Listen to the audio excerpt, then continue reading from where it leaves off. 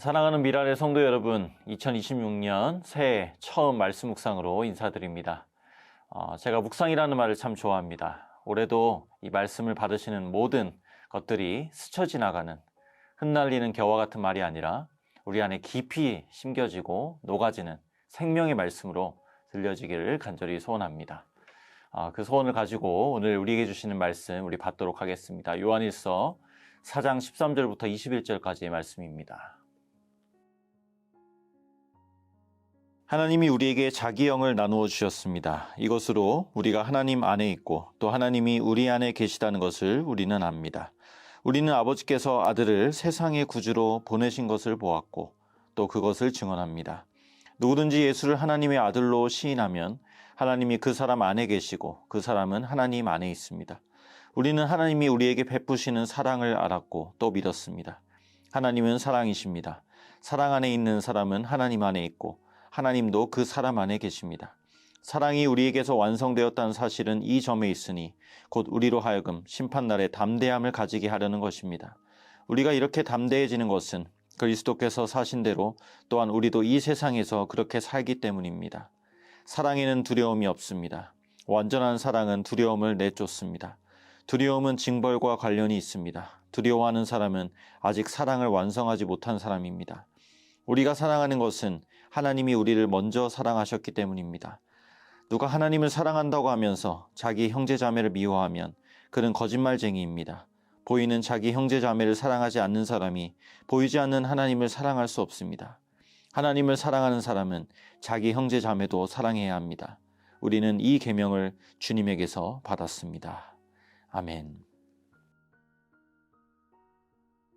제가 요한일서를 읽고 또 묵상하면서 떠오르는 말이 있었습니다. 그것은 진짜와 가짜입니다. 세상에는 정품이 있습니다. 그리고 정품을 흉내낸 가품도 있습니다. 심지어 사람을 두고도 이렇게 말하죠. 저 사람은 진짜다. 요한일서 전체에도 이런 구도가 깔려 있습니다. 진짜 신앙과 가짜 신앙입니다. 당시 교회 공동체에는 대적자들이 있었습니다. 그들은 예수는 그리스도가 아니다. 참 인간으로 오신 것이 아니라 잠시 그렇게 보였을 뿐이다. 이렇게 주님이 가짜라고 주장했는데요. 이 공격은 교회의 뿌리를 흔드는 말 그 자체였습니다. 그래서 사도 요한은 가짜로부터 진짜를 지키기 위해서 이 편지를 쓰고 있습니다. 오늘 우리의 질문도 다르지 않은 것 같습니다. 신앙생활을 하다 보면 이런 순간들이 찾아옵니다. 말씀대로 살지 못할 때, 현실과 말씀이 멀게 느껴질 때, 또 약속은 분명한데 기다림이 너무 길게 느껴질 바로 그럴 때 우리는 묻게 됩니다. 내 신앙은 진짜인가? 내가 믿는 이 복음은 정말 진짜인가? 이런 것을 보면 우리는 확신이 필요합니다. 바울이 사랑하는 제자 디모데에게 말했죠. 너는 배우고 확신한 일에 거하라. 베드로전서 1장 7절에는 너희 믿음의 확실함은 불로 연단하여도 없어질 금보다 더 귀하다고 했습니다. 확신이 있어야만 믿음은 아닙니다. 하지만 믿음은 결국 확신을 낳게 되죠. 자, 그렇다면 우리는 무엇으로 이 믿음의 확실함을 얻을 수 있을까요? 사도 요한은 오늘 본문에서 그 답을 한 단어로 소개합니다. 바로 사랑입니다. 14절을 보면 이렇게 말씀합니다. 우리는 아버지께서 아들을 세상의 구주로 보내신 것을 보았고, 요한은 실제로 예수님을 봤습니다. 그러나 우리는 눈으로 보지 못했습니다. 하나님도 보이지 않고요. 예수님도 지금은 보이지 않습니다. 그런데도 우리는 하나님을 안다고 말하죠. 어떻게 가능합니까? 바로 사랑을 통해서 가능해집니다. 우리가 예수님을 직접 보지 못했어도 하나님이 보내신 예수를 그리스도로 믿어진다면 그 자체가 내가 하나님의 사랑 안에 있다는 증거라는 것이죠. 16절 말씀을 같이 읽겠습니다. 우리는 하나님이 우리에게 베푸시는 사랑을 알았고 또 믿었습니다. 하나님은 사랑이십니다. 사랑 안에 있는 사람은 하나님 안에 있고 하나님도 그 사람 안에 계십니다. 사랑하는 여러분, 그 크신 하나님을 어떻게 한 문장으로 소개할 수 있겠습니까? 그 풍성하신 하나님의 성품을 어떻게 간단하게 소개할 수 있겠습니까? 그런데 요한은 주저하지 않습니다. 하나님은 사랑이십니다.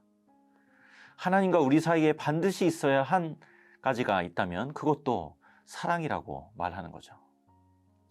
여러분, 사랑은 반응입니다. 얼마 전에 제가 아이들을 위해서 베스밤이라는 것을 처음 사봤는데 욕조에 물을 붓고요. 그 안에 이 입욕제를 넣습니다. 그러자 기포가 일어나고 색과 또 향이 이렇게 퍼져나갔습니다. 화학 반응이 일어난 것이죠. 중요한 사실은 욕조 안의 물은 스스로 반응을 만들지 못합니다. 다만 입욕제가 들어올 때 반응이 시작되죠. 신앙생활도 마찬가지입니다. 본문 19절에 보면 우리가 사랑하는 것은 하나님이 우리를 먼저 사랑하셨기 때문이다. 자, 우리 안에서 하나님을 향한 사랑이 일어나는 이유는 내가 무언가를 스스로 끌어올려서가 아니라는 것이죠.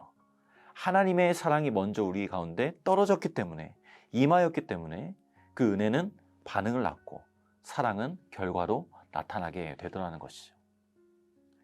여러분, 언제 말씀과 우리가 살아가는 삶의 괴리가 좁혀지게 될까요? 주님을 사랑할 때입니다. 주님이 말씀하셨죠. 너희가 나를 사랑하면 내 계명을 지킬 것이다. 연인 사이를 한번 생각해 보시죠. 억지로 애를 써서 상대를 기쁘게 하지 않습니다. 내가 사랑하는 사람이 이렇게 상점을 지나고 있는데 호기심찬 눈빛으로 옷 한 번을 들춰봐도 옆에서 그것을 지켜보는 나는 그 마음을 알아서 내 모든 것을 털어서 그 옷을 사주고 싶은 게 사랑의 힘입니다. 사랑하면 상대의 작은 말에도 마음이 움직입니다. 무심코 한 행동도 기억하고 싶습니다. 이런 걸 보면 사랑은 사람에게 가장 강력한 동기를 가져다 주는 것입니다. 고린도후서 5장 14절에도 보면 그리스도의 사랑이 우리를 강권하시는도다. 그러니까 우리 삶을 움직이는 것은 사람의 말이 아닙니다. 기술도 아니고요. 막 이끌어져가는 분위기도 아닙니다. 사랑이라고 말씀하죠. 하나님의 사랑만이 우리를 강권하시고 그 사랑으로만 우리는 움직여집니다. 성경은 이 하나님의 사랑으로 가득합니다. 근데 우리가 실제로 성경을 읽다 보면 하나님의 사랑만 있는 것처럼 보이지 않는 것이 사실입니다. 심판도 있고요. 지옥도 말씀하십니다. 하나님이 왜 심판을 말씀하시고 지옥을 말씀하시는가? 그런데 사실은 그 모든 것이 우리를 사랑하시기 때문이에요. 이게 무슨 말이냐면 누가복음 7장에 보면 주님이 말씀하셨어요. 사함을 많이 받은 자가 더 많이 사랑한다고요. 내가 얼마나 구원이 필요한 존재인지, 그래서 주님이 나를 구원하시기 위해 무엇을 감당하셔야만 했는지를 알면 알수록 주님께 대한 사랑이 깊어집니다.